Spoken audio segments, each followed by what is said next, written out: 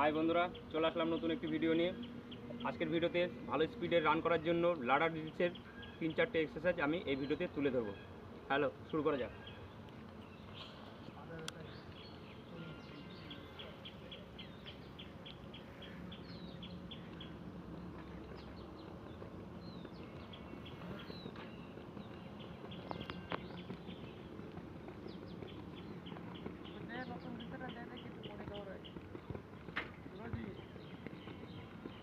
কি বলছিস?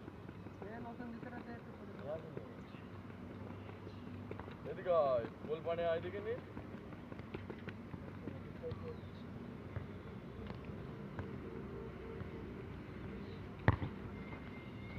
সব আগের থেকে হাউ হাউ করে গ্রুপ মুরুপ বানে তিনজন কিন্তু